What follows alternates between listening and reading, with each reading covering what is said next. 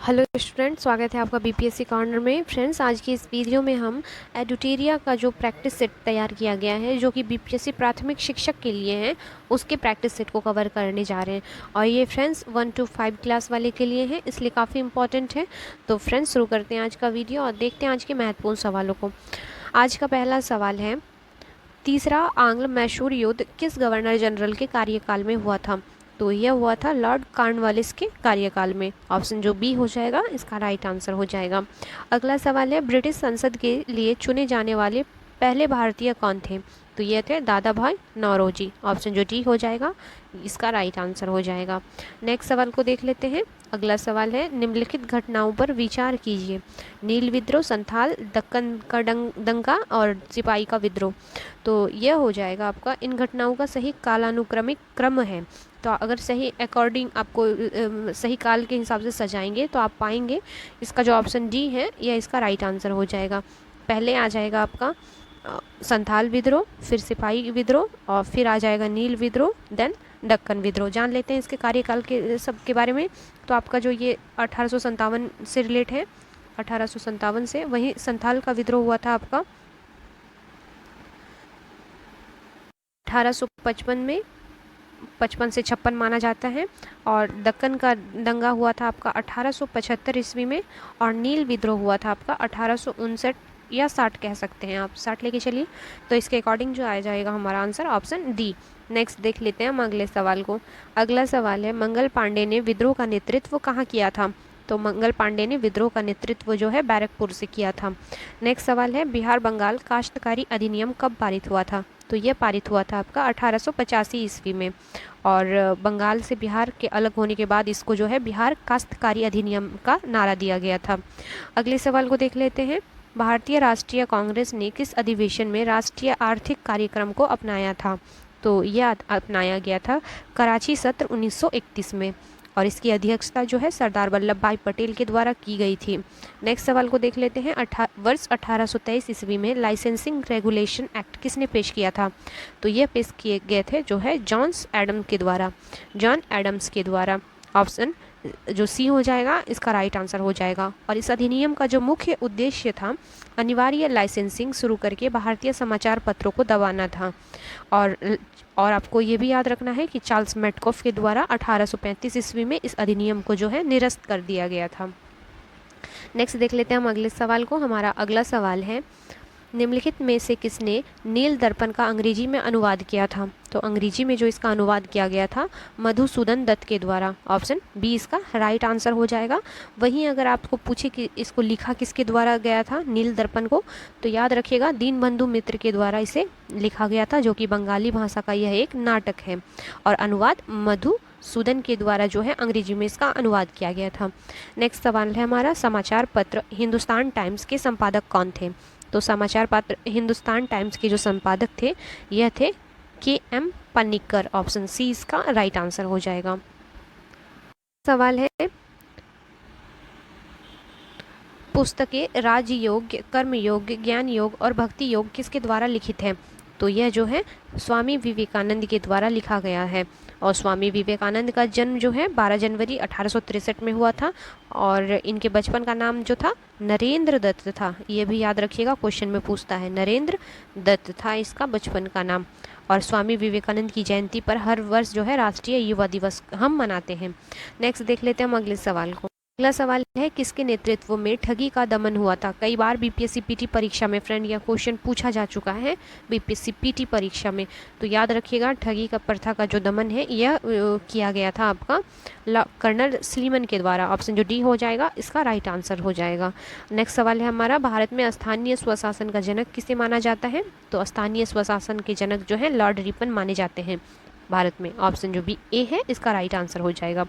Next सवाल है हमारा, निम्नलिखित में से किसने 1904 के भारतीय विश्वविद्यालय अधिनियम को प्रतिगामी उपाय बताया था? तो यह बताया गया था गोपाल कृष्ण गोखले के द्वारा। अगला सवाल है, कांग्रेस सोशलिस्ट पार्टी 1934 के गठन के दौरान भारत का वायसराय कौन था? तो इसके वायसराय तब थे लॉर्ड वेलिंगटन। ऑप्शन जो डी हो जाएगा इसका राइट आंसर हो जाएगा। नेक्स्ट सवाल है हमारा, हम ब्रिटेन की बर्बादी से अपनी स्वतंत्रता नहीं चाहते हैं, किसने कहा था? काफ़ी इंपॉर्टेंट क्वेश्चन है फ्रेंड, ये बिल्कुल बीपीएससी पीटी के लेवल का है। तो ये जो कथन था, हम अब ब्रिटेन की बर्बादी से अपनी स्वतंत्रता नहीं चाहते हैं, यह कहा गया था महात्मा गांधी के द्वारा। ऑप्शन जो बी हो जाएगा इसका राइट आंसर हो जाएगा।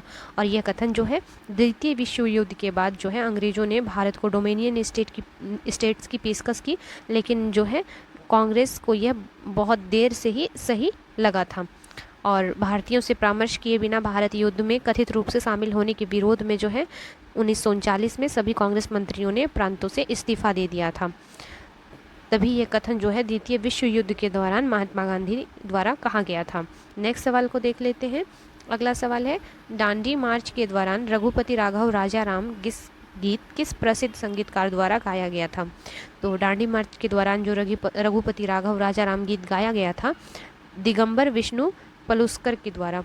ऑप्शन जो ए हो जाएगा राइट हो जाएगा इसका आंसर। नेक्स्ट सवाल है, गांधी जी की अनुपस्थिति में भारत छोड़ो आंदोलन का नेतृत्व किसके द्वारा किया गया था? तो गांधी जी के जो अनुपस्थिति में भारत छोड़ो आंदोलन का नेतृत्व किया गया था, यह अरुणा आसिफ अली के द्वारा किया गया था। नेक्स्ट सवाल है हमारा, निम्नलिखित में से किसने अपने शासनकाल के दौरान एक नया कैलेंडर, एक नई प्रणाली या सिक्का और नए पैमाने या वजन एवं माप की शुरुआत की थी? तो यह की गई थी टीपू सुल्तान के द्वारा। ऑप्शन जो ए हो जाएगा इसका राइट आंसर हो जाएगा।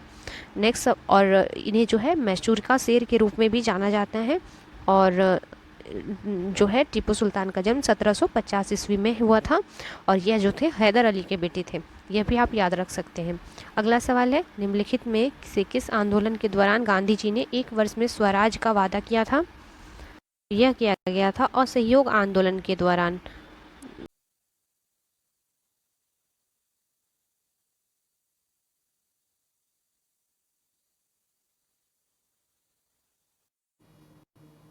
हमारा अगला सवाल है, क्लीमेंट एटली की घोषणा के अनुसार भारत में ब्रिटिश शासन की समाप्ति की तिथि होनी थी। हमारा अगला सवाल है, क्लीमेंट एटली की घोषणा के अनुसार भारत में ब्रिटिश शासन की समाप्ति किस तिथि तक होनी थी? तो यह जो होनी थी 30 जून 1948। ऑप्शन जो डी हो जाएगा इसका राइट आंसर हो जाएगा। 20 फरवरी 1947 को जो थे तत्कालीन ब्रिटिश प्रधानमंत्री क्लीमेंट एटली ने ब्रिटिश संसद के हाउस ऑफ कॉमन्स में यह घोषणा की थी कि 30 जून 1948 को जो है भारत को छोड़ देना है। नेक्स्ट देख लेते हैं हम अगले सवाल को। कैबिनेट मिशन भारत आया था, तो यह जो आया था मार्च 1946 ईस्वी में। ऑप्शन ए इसका राइट आंसर हो जाएगा। और कैबिनेट मिशन 1946 का जो नेतृत्व है पैंथिक जो है लॉरेंस ने किया था और इसमें 3 ब्रिटिश कैबिनेट सदस्य शामिल थे। याद रखिएगा ये नाम, पैंथिक लॉरेंस और स्टैफोर्ड क्रिप्स तथा जो है एवी अलेक्जेंडर, ये तीनों ही नाम अक्सर बीपीएससी में पूछे जाते हैं। नेक्स्ट सवाल को देख लेते हैं, निम्नलिखित में कौन सा सिंधु घाटी सभ्यता के बारे में सही है? तो जो कथन सही हो जाएगा इनमें से सभी हो जाएगा। उन पर व्यापारियों के वर्ग का एक शासन था, नगर निगम लोगों की नागरिक सुविधाओं की देखभाल करता था, वे बेस्ट्रोफेडोनिक शैली की स्क्रिप्ट का उपयोग करते थे। तो ये सभी जो है सिंधु घाटी सभ्यता के बारे में सही कथन है। नेक्स्ट देख लेते हैं हम अगले सवाल को। रामायण, महाभारत और मनुस्मृति निम्नलिखित में से किस अवधि के दौरान संकलित किए गए थे? तो यह जो हो जाएगा आपका ऑप्शन सी, शुंग वंश के काल में। तो ऑप्शन सी इसका राइट आंसर हो जाएगा। शुंग काल के शासक जो है शिक्षा और साहित्य के महान संरक्षक थे और इस काल में रामायण और महाभारत को जो है अंतिम रूप दिया गया था और हिंदू कानून पर प्रसिद्ध पुस्तक जो मनुस्मृति है भी इसी अवधि के दौरान जो है संकलित की गई थी। नेक्स्ट देख लीजिए अगले सवाल को। मथुरा और गंधार कला के बारे में निम्नलिखित में कौन सा कथन सही है? तो यह जो कथन सही हो जाएगा ऑप्शन ए इसका राइट आंसर हो जाएगा। कनिष्क के काल में इन दोनों कलाओं का विकास हुआ। तो मथुरा और गंधार कला जो है कनिष्क के काल में काफ़ी विकसित रहा था। नेक्स्ट देख लेते हैं हम अगले सवाल को। भारतीय इतिहास में प्रसिद्ध ऐहोल अभिलेख का संबंध किस शासक से है? तो यह हो जाएगा पुलकेशिन द्वितीय के संबंध से है। प्रसिद्ध ऐहोल अभिलेख का संबंध चालुक्य के नरेश पुलकेशिन द्वितीय से है। नेक्स्ट देख लीजिए अगले सवाल को। निम्नलिखित में से किस विचारधारा को लोकायत दर्शन, जनता के दर्शन के रूप में भी जाना जाता है? तो यह हो जाएंगे चारवाक। ऑप्शन जो सी हो जाएगा इसका राइट आंसर हो जाएगा। चारवाक एक भौतिकवादी, शंकालु, नास्तिक और एक अपरंपरागत विचारधारा है और इसके अनुसार जो है कोई दूसरी दुनिया नहीं है, इसलिए मृत्यु मनुष्य का अंत है और आनंद जीवन का अंतिम उद्देश्य है। नेक्स्ट देख लीजिए हम अगले सवाल को। किस दिल्ली सुल्तान ने सबसे अधिक संख्या में नहरें बनवाई थी? बीपीएससी का मोस्ट फेवरेट क्वेश्चन रहा है, तो यह जो है फिरोज शाह तुगलक इसका राइट आंसर हो जाएगा। और यह तुगलक वंश का जो है एक तुर्की मुस्लिम शासक था जिसने 1351 से 1388 तक दिल्ली की सल्तनत पर जो है शासन किया था। नेक्स्ट देख लीजिए अगले सवाल को। प्राचीन भारत के संदर्भ में वाग्भट द्वारा लिखित अष्टांग संग्रह का संबंध है, तो इसका अष्टांग संग्रह का जो संबंध हो जाएगा चिकित्सा से, ऑप्शन जो बी हो जाएगा इसका राइट आंसर हो जाएगा।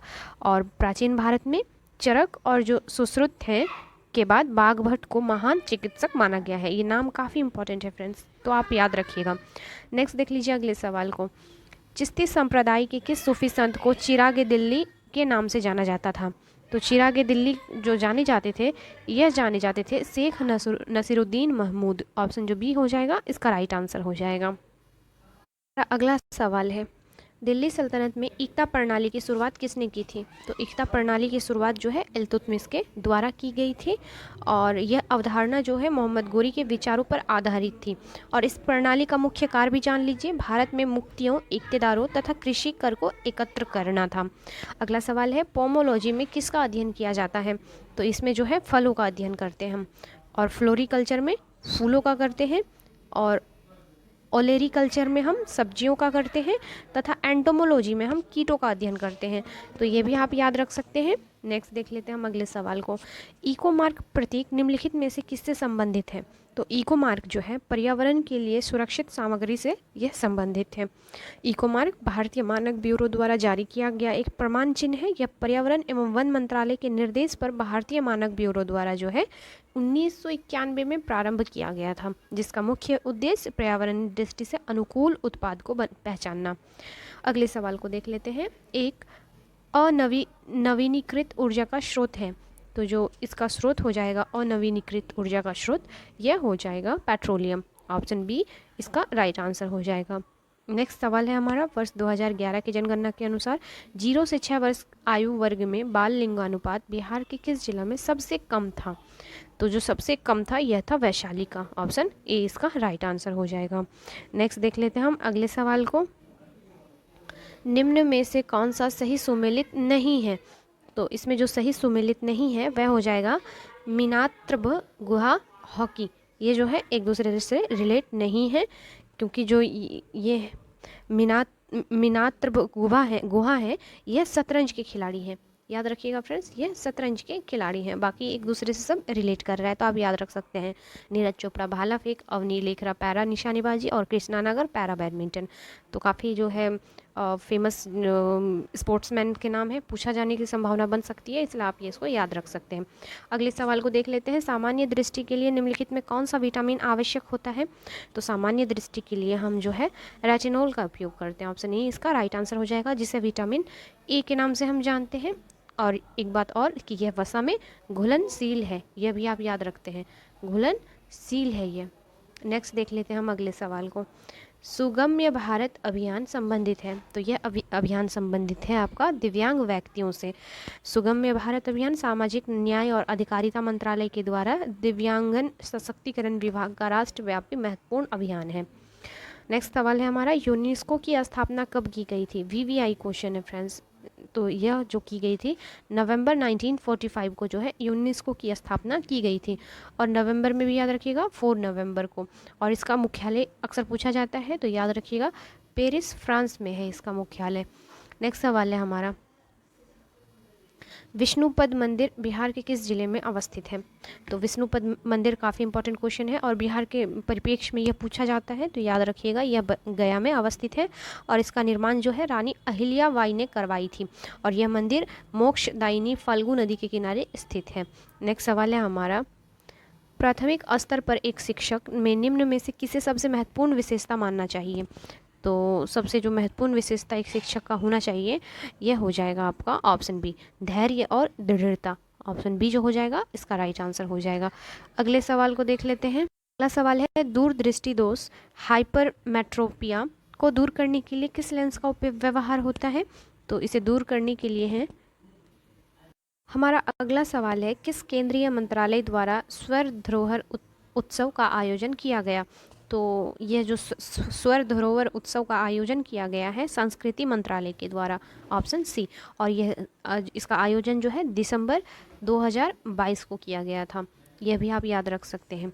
नेक्स्ट सवाल को देख लेते हैं हम। सुपर कंप्यूटर परम शक्ति को कहाँ स्थापित किया गया? तो इसे स्थापित किया आईआईटी खड़गपुर में। ऑप्शन जो ए हो जाएगा इसका राइट आंसर हो जाएगा। नेक्स्ट देख लेते हैं अगले सवाल को। भारतीय सेना ने किस देश के साथ संयुक्त प्रशिक्षण अभ्यास साइक्लोन 1 का शुभारंभ किया? तो यह जो किया गया है मिस्र के साथ। भारत और मिस्र की सेनाओं के बीच अभ्यास साइक्लोन 1 का आयोजन राजस्थान के जैसलमेर में किया गया है। अगले सवाल को देख लेते हैं। पर्यटन को प्रोत्साहन देने के लिए अंतर्राष्ट्रीय पर्यटन प्रदर्शनी किस देश में आयोजित किया गया? तो अंतर्राष्ट्रीय पर्यटन प्रदर्शनी जो है यह आयोजित किया गया आपका स्पेन में। और यह जो कार्यक्रम है जनवरी 2023 को आयोजित किया गया था। ये भी याद रखिएगा 2023 को।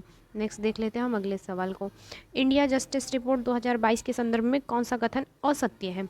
असत्य जो कथन हो जाएगा वह हो जाएगा ऑप्शन बी, इसमें बिहार का स्थान अंतिम है।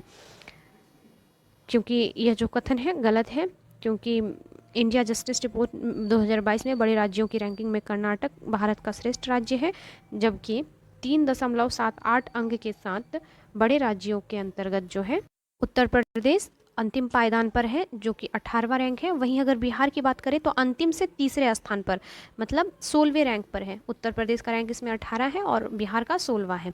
तो जो यह कथन है गलत हो जाएगा। नेक्स्ट देख लेते हैं हम अगले सवाल को। फोर्ब्स 2022 द्वारा जारी विश्व की 100 सर्वाधिक शक्तिशाली महिलाओं में भारत के वित्त मंत्री श्रीमती निर्मला सीतारमन को कौन सा स्थान प्राप्त हुआ? तो इसे जो है 36वां स्थान प्राप्त हुआ। ऑप्शन बी इसका राइट आंसर हो जाएगा। नेक्स्ट देख लेते हैं हम अगले सवाल को। फीफा विश्व कप 2022 के संबंध में कौन सा कथन असत्य है? तो इसमें जो अकथन सत्य हो जाएगा ऑप्शन सी, अर्जेंटीना ने यह दूसरी बार खिताब जीता है। यह जो कथन है गलत हो जाएगा, क्योंकि यह इसका तीसरा खिताब है फ्रेंड्स, ये याद रखिएगा, ये इसका तीसरा खिताब है। अगला सवाल है, निम्न में कौन सा राज्य स्वयं का जलवायु परिवर्तन मिशन शुरू करने वाला देश का पहला राज्य बन गया है? तो यह बन गया है तमिलनाडु। ऑप्शन जो बी हो जाएगा इसका राइट आंसर हो जाएगा। अगला सवाल है, किस विभाग के पौधे को पादप वर्ग का उभयचर कहा जाता है? तो इसे हम कहते हैं ब्रायोफाइटा। नेक्स्ट सवाल को देख लेते हैं। सभी जीव की रचनात्मक एवं क्रियात्मक इकाई है, तो इसे हम कोशिका या सेल कहते हैं। अगला सवाल है, अस्थि बोन्स है, तो क्या है ये? तो यह एक संयोजी ऊतक है। ऑप्शन जो बी हो जाएगा इसका राइट आंसर हो जाएगा। नेक्स्ट देख लेते हैं अगले सवाल को। अगला सवाल है, पित्त का निर्माण होता है, तो पित्त का निर्माण जो होता है यकृत में, या जिसे हम लीवर कहते हैं, उसमें होता है, और यह मानव शरीर का सबसे बड़ा अंग है।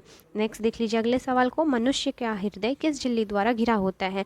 तो यह जो होता है पेरिकार्डियम के द्वारा घिरा होता है।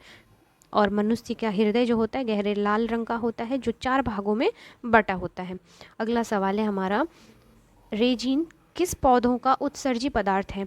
तो रेजिन जो हो जाएगा यह चीड़, जिसे हम पाइन कहते हैं, पौधों का उत्सर्जी पदार्थ है।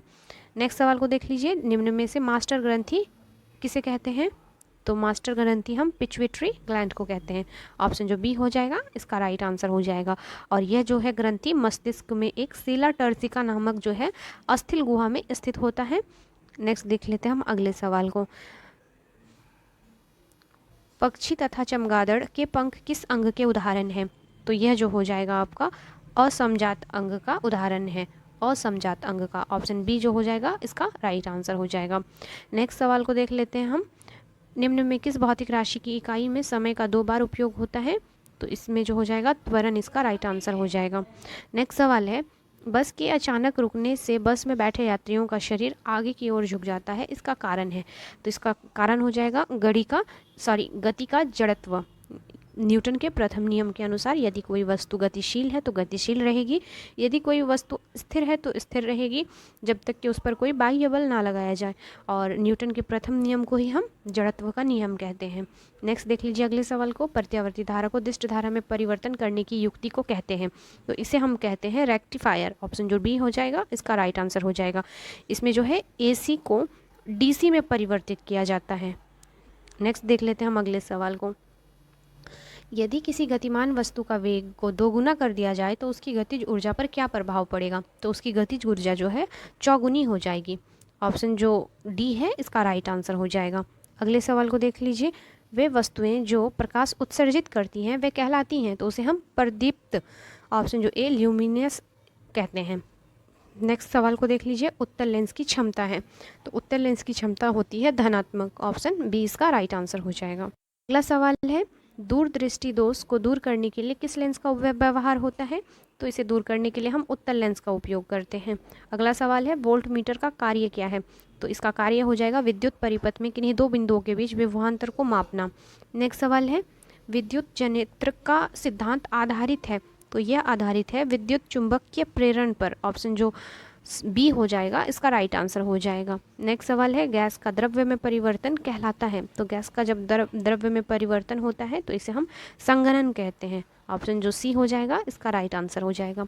नेक्स्ट देख लीजिए अगले सवाल को, पदार्थ के कणों को एक साथ बांध कर रखने वाला बल कहलाता है, तो यह कहलाता है अंतर आणविक बल, ऑप्शन जो सी हो जाएगा इसका राइट आंसर हो जाएगा। पदार्थों के कणों को एक साथ बांध कर रखने वाला बल अंतर आणविक बल कहलाता है, और ये अत्यंत छोटे छोटे सूक्ष्म कणों से बना होता है, और इन कणों के बीच एक प्रकार का आकर्षण बल कार्यरत रहता है, और यह बल जो है इंटरमॉलिक्यूलर फोर्स ऑफ अट्रैक्शन कहलाता है। नेक्स्ट देख लीजिए अगले सवाल को, अगला सवाल है, दो असमान घनत्व वाले अमिश्रणीय द्रव्य पदार्थ को किस विधि द्वारा अलग किया जाता है, तो इसे अलग किया जाता है पृथक्करण की विधि के द्वारा, ऑप्शन जो ए हो जाएगा इसका राइट आंसर हो जाएगा। इस विधि में दो असमान घनत्व वाले अमिश्रणीय पदार्थ को पृथक्करण की विधि द्वारा अलग किया जाता है। उदाहरण के तौर पर अगर देखेंगे आप, जल का घनत्व मिट्टी के तेल की तुलना से अधिक होता है, जिसके कारण मिट्टी का तेल जो है जल के ऊपर तैरता है, जिसे पृथक्करण की विधि द्वारा अलग किया जाता है। अगला सवाल है, निम्नलिखित में से भौतिक परिवर्तन का उदाहरण है, तो जो भौतिक परिवर्तन हो जाएगा यह जल का जमना जो हो जाएगा भौतिक उदाहरण के अंतर्गत आ जाएगा। और भौतिक जो है परिवर्तन किसे कहते हैं, तो याद रखिएगा वह परिवर्तन जिसमें पदार्थ के कुछ गुणों में थोड़ा अस्थायी परिवर्तन अवश्य हो जाता है, किंतु उसके मूल संगठक और द्रव्यमान में कोई परिवर्तन नहीं होता है। इस परिवर्तन के फलस्वरूप जो है कोई नया पदार्थ नहीं बनता है, तो उसे हम जो कहते हैं भौतिक परिवर्तन कहते हैं। जैसे जल अगर बर्फ़ में जम जाता है तो फिर बर्फ़ जल बन जाता है, तो इसके जो मूल कणों में कोई जो है असर नहीं पड़ता है, तो इसी को हम क्या कहते हैं, भौतिक परिवर्तन। वहीं अगर मोमबत्ती, कोयले का जलना, लोहे पर जंग लगना, ये जो हो जाएंगे आपके रासायनिक परिवर्तन हो जाएंगे। अगला सवाल है हमारा, अमोनिया में नाइट्रोजन की संयोजकता कितनी होती है, तो इसमें कुल 3 संयोजकता होती है। अगला सवाल है, परमाणु के नाभिक के नज़दीक कौन सी कक्षा होती है, तो के जो होती है सबसे नज़दीक की कक्षा होती है, ऑप्शन जो ए हो जाएगा इसका राइट आंसर हो जाएगा। नेक्स्ट सवाल को देख लेते हैं हम, निम्नलिखित में से किस विधि द्वारा लोहे की कढ़ाई को जंग लगने से बचाया जा सकता है, तो इसे जस्ते की परत चढ़ाकर जो है लोहे जंग लगने से बचाया जा सकता है, जिसे गैल्वेनाइजेशन भी हम कहते हैं। अगला सवाल है, कौन सा हाइड्रोकार्बन कमरे के ताप पर ठोस होता है, तो यह हो जाएगा आपका C20H42 जो होता है कमरे के ताप पर ठोस होता है। अगला सवाल है, संविधान सभा के मूल अधिकारों अल्पसंख्यकों एवं जनजातियों तथा बहिष्कृत क्षेत्रों के लिए परामर्शदाता समिति के अध्यक्ष थे, तो ये अध्यक्ष थे सरदार वल्लभ भाई पटेल, तो ऑप्शन जो हो जाएगा सी हो जाएगा। अगला सवाल है, उच्चतम न्यायालय के सेवानिवृत्त न्यायाधीशों के लिए कहाँ वकालत करने की मनाही है, तो ये जो हो जाएगा भारत के किसी भी न्यायालय में, भारत के किसी भी न्यायालय में जब वे रिटायर हो जाते हैं तो उन्हें यह अधिकार नहीं होता है कि किसी भी न्यायालय में वो न्याय कर सके। नेक्स्ट सवाल को देख लीजिए, राज्य की वास्तविक कार्यपालिका शक्तियों का प्रयोग किसके द्वारा किया जाता है, तो ये जो हो जाएगा इसका मुख्यमंत्री हो जाएगा, आंसर ऑप्शन ए। नेक्स्ट है, निम्न में कौन सा विषय राज्य सूची के अंतर्गत आता है, तो राज्य सूची के अंतर्गत जो आ जाएगा आपका ऑप्शंस के अकॉर्डिंग इसका आंसर हो जाएगा कृषि, जो हो जाएगा इसमें राज्य सूची का विषय हो जाएगा। अगले सवाल को देख लेते हैं, अल्पसंख्यकों के लिए किस वर्ष राष्ट्रीय आयोग बनाया गया था, तो यह बनाया गया था 1992 को, ऑप्शन जो डी हो जाएगा इसका राइट आंसर हो जाएगा। नेक्स्ट है, संयुक्त राष्ट्र सुरक्षा परिषद के अस्थायी सदस्यों का कार्यकाल कितने वर्षों का होता है, तो इसके अस्थायी सदस्यों का कार्यकाल 2 वर्षों का होता है। अगला सवाल है, राज्य के अधीन क्या है, तो राज्य के अधीन जो हो जाएगा, राज्य के अधीन जो इसका आंसर हो जाएगा ऑप्शन सी, आंतरिक एवं बाह्य दोनों संप्रभुता जो आते हैं। अगला सवाल है, भारतीय संविधान में मताधिकार से क्या अभिप्राय है, तो भारतीय संविधान में मताधिकार से जो अभिप्राय हो जाएगा यह हो जाएगा आपका वोट देने का अधिकार। ऑप्शन बी इसका राइट आंसर हो जाएगा। नेक्स्ट सवाल है, नगर पालिका में महिलाओं के लिए कितनी सीटें आरक्षित होती हैं? तो नगर पालिकाओं में जो होता है 1/3 होता है। ऑप्शन जो सी हो जाएगा इसका राइट आंसर हो जाएगा। अगला सवाल है, जो व्यक्ति किसी स्टेट में नहीं रहता है वह या तो संत होता है या पशु, यह किसने कहा था? तो यह कथन जो था आपका अरस्तू ने कहा था। ऑप्शन डी इसका राइट आंसर हो जाएगा। अगला सवाल है, किसी व्यक्ति के वास्तविक जीवन स्तर का आकलन किया जा सकता है? तो यह किया जा सकता है प्रति व्यक्ति आय के द्वारा। ऑप्शन जो सी हो जाएगा इसका राइट आंसर हो जाएगा। नेक्स्ट सवाल है हमारा, प्रथम पंचवर्षीय योजना किस मॉडल पर आधारित थी? तो यह थी हेरोल्ड डोमर मॉडल पर आधारित थी यह पंचवर्षीय योजना, और इसका अगर कार्यकाल देख लें आप 1951 से 56 तक के बीच का था। नेक्स्ट सवाल है हमारा, भारतीय अर्थव्यवस्था के स्वरूप के बारे में निम्नलिखित में कौन सा एक विकल्प सही है? तो जो विकल्प सही हो जाएगा यह मिश्रित अर्थव्यवस्था होता है, जो होता है भारतीय अर्थव्यवस्था, यह कथन इसके बारे में सही हो जाएगा। अगला सवाल है, बिहार में धान के फसल उत्पादन में सबसे अग्रणी जिला कौन सा है? तो यह रोहतास हो जाएगा। ऑप्शन सी इसका राइट आंसर हो जाएगा। अगला सवाल है, महाविस्फोट सिद्धांत संबंधित है? तो यह ब्रह्मांड की उत्पत्ति से संबंधित है, जिसे बिग बैंग थ्योरी भी कहा जाता है। नेक्स्ट सवाल को देख लीजिए, निम्नलिखित में कौन सा संयंत्र शक्ति तथा खाद दोनों दे सकता है? तो यह जो दे सकता है बायोगैस संयंत्र। ऑप्शन सी इसका राइट आंसर हो जाएगा। नेक्स्ट सवाल है हमारा, इनमें से किसने पहली बार यह व्याख्या की थी कि पृथ्वी अपनी धुरी पर घूमने के कारण प्रतिदिन सूर्योदय एवं सूर्यास्त होता है? तो यह जो कथन है यह कहा गया था आर्यभट्ट के द्वारा, और आर्यभट्ट जो है इन्होंने जो है अपने सिद्धांत सूर्य सिद्धांत या जिसे आर्य सिद्धांत कहते हैं उसी में इसने यह कहा था कि पृथ्वी के अपने धुरी पर घूमने के कारण प्रतिदिन सूर्योदय एवं सूर्यास्त होता है। नेक्स्ट सवाल को देख लेते हैं हम। अगला सवाल है हमारा, चंद्रमा के धरातल पर दो व्यक्ति एक दूसरे की बात नहीं सुन सकते हैं क्योंकि? इसका जो राइट आंसर हो जाएगा चंद्रमा पर वायुमंडल नहीं होने के कारण। नेक्स्ट है, निम्न में कौन सा एक समय की प्राकृतिक इकाई नहीं है? तो यह हो जाएगा मानक समय। नेक्स्ट है, सवाना का सर्वाधिक विस्तार है? तो यह जो सवाना का सर्वाधिक विस्तार पाया जाता है अफ्रीका में पाया जाता है। नेक्स्ट सवाल है हमारा, भौगोलिक क्षेत्र की दृष्टि से भारत के निम्न जिलों में कौन सा जिला सबसे बड़ा है? तो यह हो जाएगा कच्छ का रण। यह फ्रेंड सवाल जो है 67 बीपीएससी पीटी परीक्षा में पूछा गया है। तो फ्रेंड्स प्लीज़ याद रखिएगा, आई होप कि शायद 67 में पूछा गया है भौगोलिक क्षेत्र की दृष्टि से सबसे बड़ा जिला कौन सा है। तो इसका जो राइट आंसर हो जाएगा ऑप्शन बी इसका राइट आंसर हो जाएगा। नेक्स्ट देख लीजिए अगले सवाल को, निम्नलिखित में कौन भारत की सबसे बड़ी मीठे पानी की झील है? यह भी सवाल बीपीएससी द्वारा पूछा जा चुका है हाल ही में। तो यह हो जाएगा आपका उलर झील। उलर झील भारत की सबसे बड़ी मीठे पानी की झील है, और यह एक कृत्रिम झील है जो कि जम्मू कश्मीर में स्थित है, यह भी आप याद रखिएगा। नेक्स्ट सवाल है, किस राज्य सरकार ने जनसंख्या नियंत्रण करने हेतु एक नई जनसंख्या नीति की शुरुआत की है? तो यह जो है उत्तर प्रदेश। ऑप्शन डी इसका राइट आंसर हो जाएगा, जिसमें जो है 2 से अधिक बच्चों वाले व्यक्तियों को सरकारी नौकरी या अन्य सरकारी योजनाओं का लाभ प्राप्त नहीं हो सकेगा। अगला सवाल है, अपने प्रदूषकों के कारण कौन सी नदी जैविक मरुस्थल कहलाती है? तो यह जो है दामोदर नदी कहलाती है। ऑप्शन सी इसका राइट आंसर हो जाएगा, और इस नदी का उद्गम स्थल जो है छोटा नागपुर का पठार का जो है प्लामू की पहाड़ियाँ होती हैं। यह नदी जो है झारखंड एवं पश्चिम बंगाल में प्रभावित होती है, और इसकी घाटी में प्राकृतिक खनिजों का जो है पर्याप्त भंडार है, जिसके कारण इस क्षेत्र में कोयला का खनन और अन्य उद्योग संचालित हो रहे हैं। अगला सवाल है, राष्ट्रीय पर्यावरण इंजीनियरिंग शोध संस्थान कहाँ स्थित है? तो यह नागपुर में अवस्थित है। अगला सवाल है हमारा, किस बायोम में सबसे कम तापांतर पाया जाता है? तो यह हो जाएगा आपका सदाबहार वन बायोम। ऑप्शन जो डी हो जाएगा इसका राइट आंसर हो जाएगा। सदाबहार वर्षा वन बायोम की अवस्थिति मुख्य रूप से जो है विषुवत रेखा के क्षेत्र के समीप पाया जाता है, और इस कारण यहाँ प्रचुर मात्रा में वर्ष भर वर्षा होती है, जो तापांतर को कम रखने के लिए उत्तरदायी कारक होता है। नेक्स्ट सवाल है, निम्नलिखित में कौन सा विश्व का सबसे बड़ा ग्लोबल कार्बन उत्सर्जक है?